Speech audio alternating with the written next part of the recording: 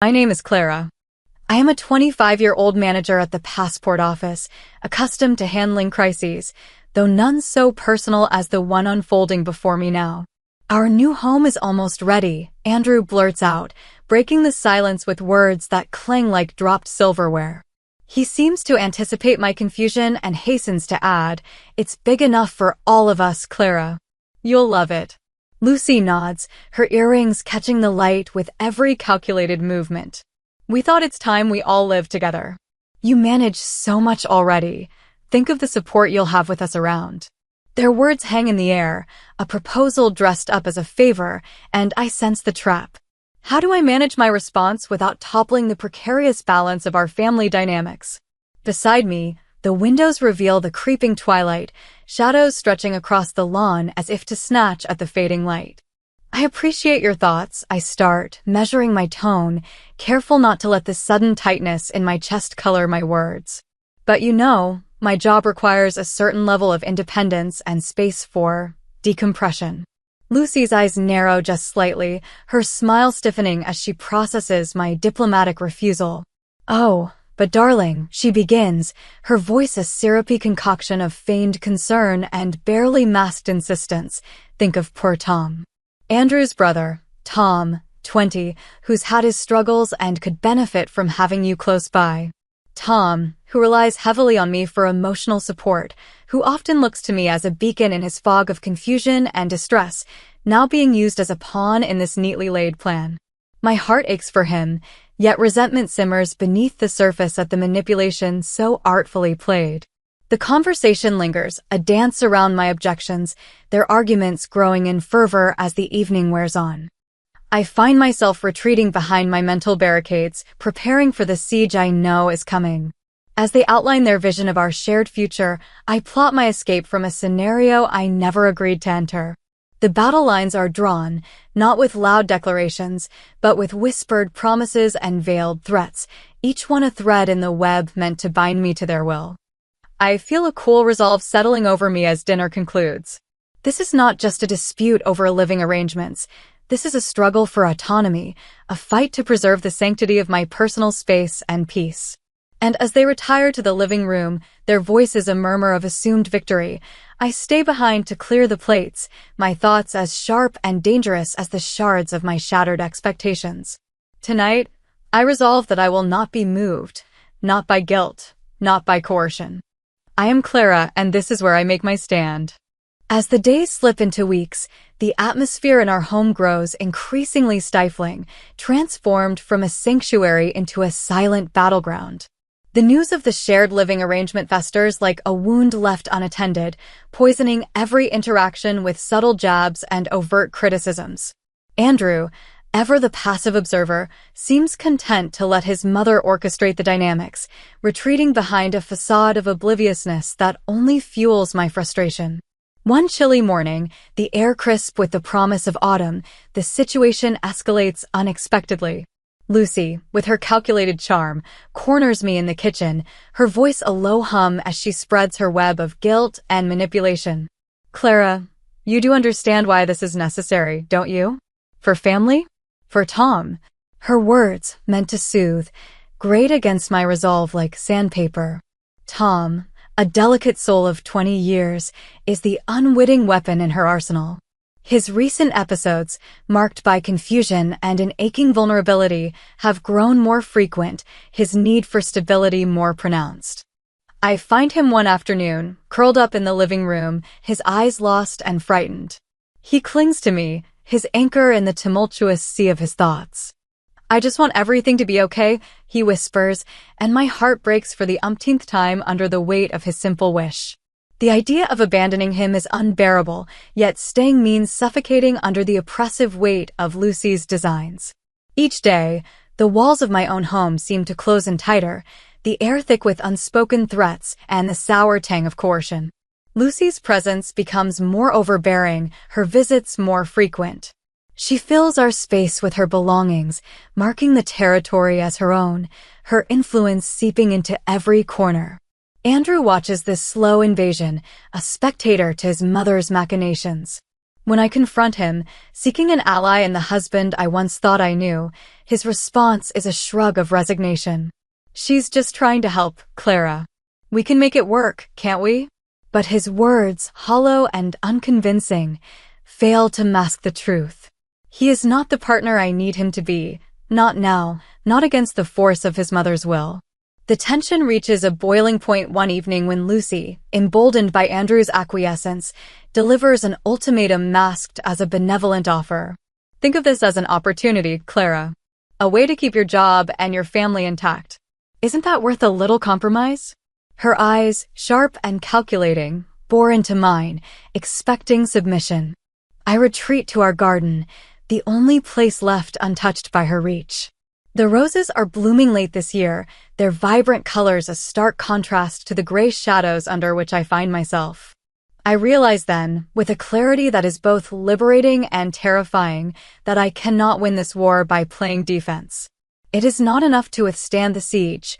I must find a way to reclaim my life, to sever the ties that bind not with gentle snips, but with decisive, cutting blows. As night falls and the house quiets, I make a decision that terrifies as much as it empowers me. If leaving is the only way to escape the toxic tangle of their needs and manipulations, then so be it. I will not be caged by their expectations, nor will I let Tom be used as a chain to bind me. Tomorrow, I resolve, will be different.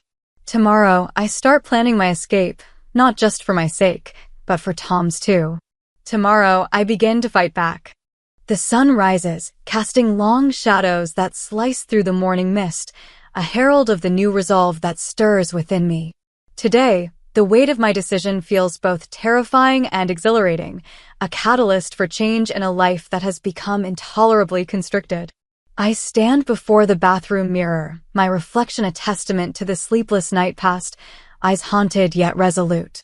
Today, I reclaim my agency. My morning routine unfolds with mechanical precision, each step a beat in the rhythm of normalcy, yet beneath the surface, a storm brews. As I leave for work, the familiar confines of my office at the passport office offer a semblance of sanctuary, a place where I am valued not for the sacrifices I make for others, but for my competence and dedication. It's here, amidst the clatter of keyboards and the low murmur of my colleagues, that an unexpected opportunity presents itself.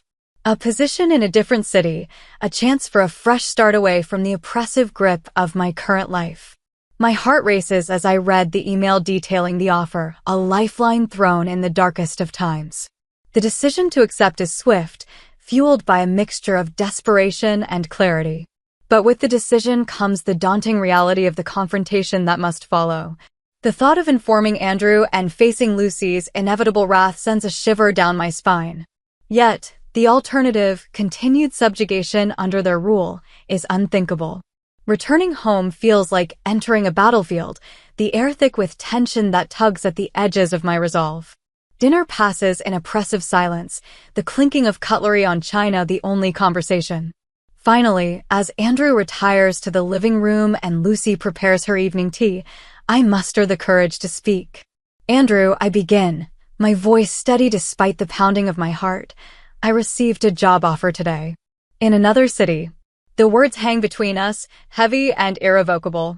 His reaction is a mixture of confusion and concern, quickly clouded over by the shadow of his mother's influence. "But what about us? What about Tom?" he asks, his voice laced with an unease that speaks to his own entrapment. "We can visit. Tom can come to stay with me." "It's not the end," I reply, though my words sound hollow, even to my own ears. The ensuing days are a whirlwind of preparation and clandestine planning. I secure an apartment in the new city, arrange for my belongings to be moved quietly, systematically untangling my life from theirs. Each step is a bittersweet mix of liberation and guilt, especially as I watch Tom grapple with the looming change. His dependence on me, once a chain, now feels like a bond one am loath to break, yet know I must. Finally, the day arrives. The divorce papers, a symbol of my final break from a life of manipulation, lie heavy on the kitchen counter. I sign them with a trembling hand, each stroke of the pen a severance of the ties that have bound me. I leave the house with nothing but a suitcase and a heart full of mixed emotions, the door closing behind me with a quiet click, a subdued yet definitive end to my life here. As I drive away, the rearview mirror reflects the image of the home I am leaving behind, its outline blurring with distance and tears. But ahead lies a road open and unwinding, leading to a future of my own making, a future where I am the architect of my destiny, unshackled and free. As I navigate the winding roads toward my new city, the skyline emerges like a promise on the horizon, a stark contrast to the landscape of manipulation and control I leave behind. The decision to leave, though fraught with emotional turmoil, now feels like a breath of fresh air, infusing me with a sense of possibility that I hadn't felt in years. My new apartment, modest and unassuming, welcomes me with its promise of a fresh start, the walls empty and echoing potential. In the quiet of my first night alone, the freedom is palpable, yet so is the weight of my decisions. I lie awake, the shadows cast by streetlights dancing across the ceiling, reflecting the tumult of my thoughts. My plan, bold and fraught with risk, begins to take shape in the solitude of these sleepless hours. The key to ensuring my in-laws' departure from my life lies in an audacious move, a house, known to me for its foundational troubles, veiled behind a facade of charming antiquity. Over the following weeks, I immerse myself in the local real estate market, my search discreet and focused. The house I choose sits precariously on unstable ground, its issues well documented, but easily obscured by cosmetic fixes and strategic staging. I purchase it under a pseudonym, ensuring an extra layer of separation from my past life. With the property secured, I craft my next move, luring Lucy and Andrew into their own undoing. I extend an olive branch, an invitation to visit me, couched in terms of reconciliation and new beginnings. Their acceptance is tinged with suspicion, but the allure of a free stay proves too tempting to resist. The visit is a carefully orchestrated affair. I welcome them into the home, watching as they marvel at the superficial renovations, unaware of the impermanence of the ground beneath their feet. The weekend passes with a veneer of civility, punctuated by moments where I subtly extol the virtues of the property, the peace of the neighborhood, the deceptive solidity of the old structure. When I propose they consider moving in, citing my inability to stay due to unforeseen professional obligations, Lucy's interest is piqued.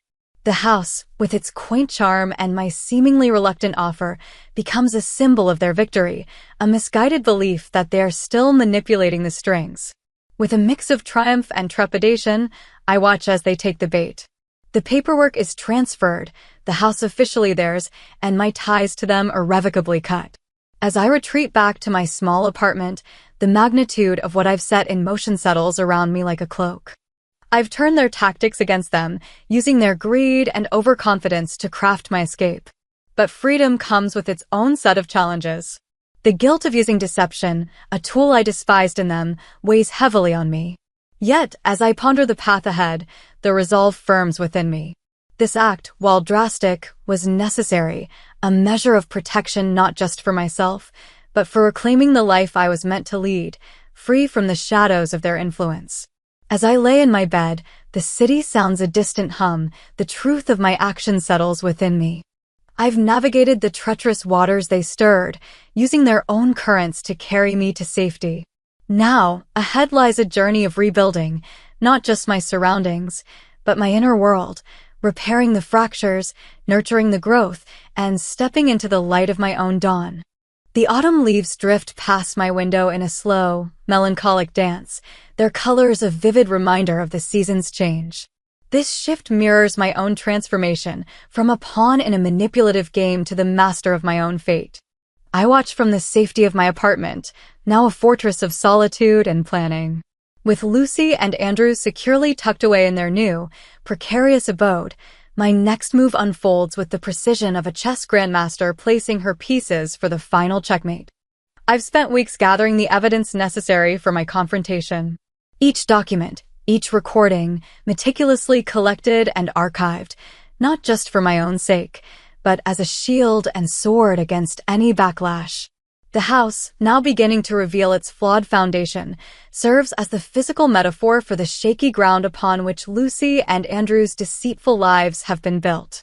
As I prepare for the imminent meeting, my mind rehearses each scenario. The potential outrage, the denial, the possibility of legal threats, all anticipated and countered in the fortress of my mind. The setting for this reckoning is a nondescript hotel room, chosen for its neutrality. The room's bland walls and impersonal decor are a stark contrast to the charged atmosphere that will soon fill it. The day arrives with a heavy overcast, the clouds as somber as my mood. Lucy and Andrew, summoned under the pretense of discussing urgent family matters, arrive punctually, their expressions a mix of curiosity and wariness. I greet them with a calmness that belies the storm brewing beneath the surface. "Thank you for coming," I begin, my voice steady and clear. "There are some things we need to address, about the house and about the past." Lucy's eyes narrow slightly, sensing the shift in power, while Andrew fidgets, a visible manifestation of his discomfort. I lay out the documents, the recordings, evidence of their manipulations, their abuses, and the legal ramifications of their actions. Each piece lands like a blow, stripping away their veneer of innocence and entitlement. Lucy, ever the matriarch, attempts to bluster her way through, her words a mix of denials and accusations. "This is ridiculous, Clara. You're being dramatic and ungrateful." But I am prepared. My response is rehearsed yet sincere. "It's not about gratitude, Lucy. It's about respect and legality. You've crossed lines that should never have been crossed." Andrew, caught between his allegiance to his mother and the undeniable truth before him, remains silent, his inaction a damning testament to his character. The meeting reaches its crescendo as I reveal the final piece of evidence, a detailed report from an engineer confirming the house's instability, a metaphor too poignant to be ignored. Their future, like the house, stands on precarious ground. "You have a choice," I tell them, my tone resolute. "You can accept responsibility and make amends, or you can face the consequences legally and socially." As they leave the hotel, the weight of their choices heavy upon them, I remain seated, drained yet vindicated. The battle, fought not with swords, but with truth and cunning, has been won. But it is a victory tempered by the knowledge of the necessity of such warfare. In the solitude that follows, I reflect on the journey that has led me here. From a pawn, moved at the whim of others, to a queen, commanding her own life's board. The road ahead is uncertain, filled with the challenges of rebuilding and healing, but it is a road I now walk with my head held high, the master of my fate, the captain of my soul. The crisp air of the city wraps around me as I leave the stark anonymity of the hotel behind. My stride is purposeful, each step echoing the newfound resolve that courses through me. I've emerged from the confrontation not only unscathed but empowered, the cords of manipulation severed cleanly by the sharp edges of truth. In the aftermath of our meeting, the repercussions for Lucy and Andrew begin to unfurl like dark clouds on the horizon. News of their deceit and manipulation spreads, the community's whispering voices painting them in hues of disgrace and mistrust. It isn't long before their social standing begins to crumble, the foundations as unstable as the house they now inhabit. Meanwhile, the legal threats I laid before them take on a life of their own. Faced with potential charges of fraud and emotional abuse, Lucy and Andrew scramble to contain the damage. But the evidence is too damning, the testimonies too poignant. Their legal counsel, faced with the mountain of proof, advises settlement, an acknowledgement of their misdeeds wrapped in the guise of financial and public relations strategy. As the city around me transitions into winter, the chill in the air mirroring the cold reality faced by my former in-laws, I find myself at a crossroads. The life I had known is behind me, the bridge to my past burned with necessary finality. Ahead lies a path uncharted, free from the shadows that had clouded my days. My days are now filled with the quiet routine of rebuilding. I immerse myself in my work, finding solace in the structure it provides. My new position offers not just a distraction but a meaningful challenge, drawing on my strengths and pushing me towards new professional heights. I find myself thriving, the appreciation and respect of my colleagues a balm to the scars left by past betrayals. but it is not just in the professional sphere that I seek renewal. I open myself to the possibility of new connections, the prospect of friendships, and perhaps, in time, something deeper. My evenings, once the loneliest part of my day, become punctuated with the laughter and warmth of new relationships. Dinners with coworkers, weekend outings with neighbors, and the occasional date begin to fill my calendar, painting my life with vibrant new colors. Amidst this phase of personal growth and social exploration, I meet someone.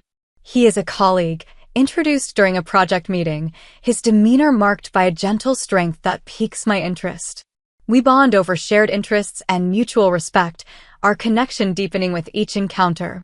He is different from anyone I've known, his kindness and sincerity shining clearly, untainted by ulterior motives. As the winter snow blankets the city, transforming the streets into scenes from a snow globe, my heart, too, undergoes a transformation. The bitterness and weariness slowly melt away, replaced by a cautious optimism.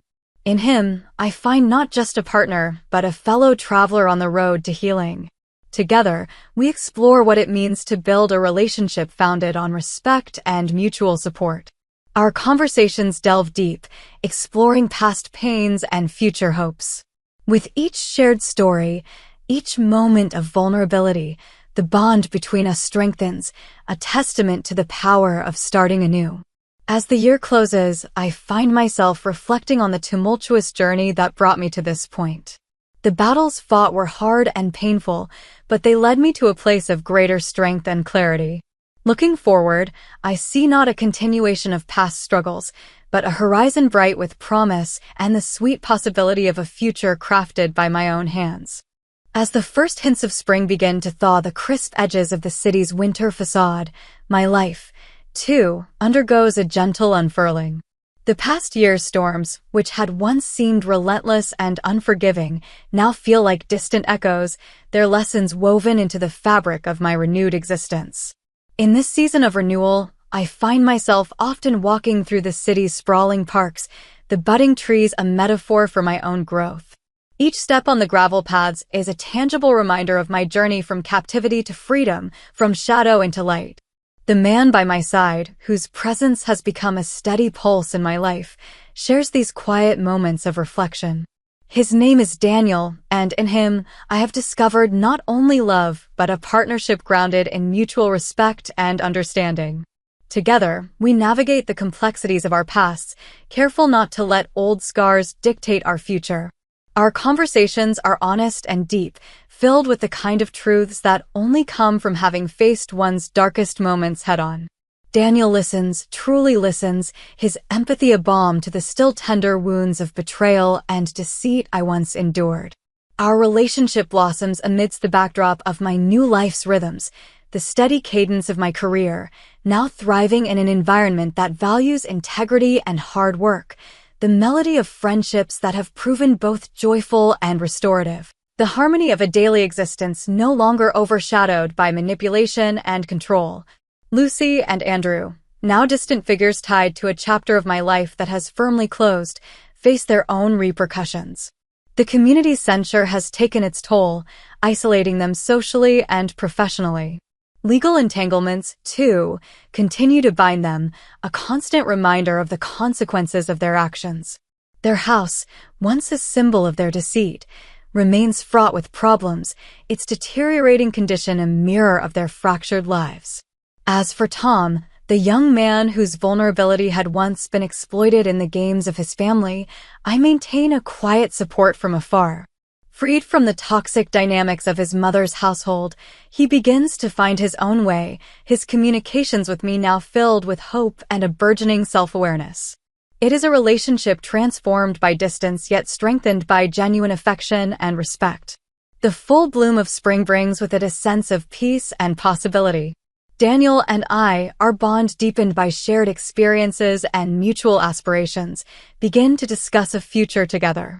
Conversations about moving in together, about blending our lives not out of necessity, but out of desire, fill our evenings with excitement and a dash of nerves. One such evening, as we sit overlooking the city from the small balcony of my apartment, the sunset painting the sky in strokes of orange and pink, I find myself overwhelmed by a profound gratitude. The trials I endured, the battles fought both within and outside myself, have led me here, to this moment of contentment and hope. I never knew it was possible, I confess to Daniel, my voice soft, to feel this free, this whole, after everything that's happened. He takes my hand, his touch steady and warm. It's not just possible, Clara, it's deserved. You fought for this peace. Now, it's time to live it. And as we sit there, the city lights flickering to life below us, I realize that he is right. My past, with all its pain and struggle, has not defined me but refined me. Looking forward, I am no longer just a survivor of manipulation and deceit.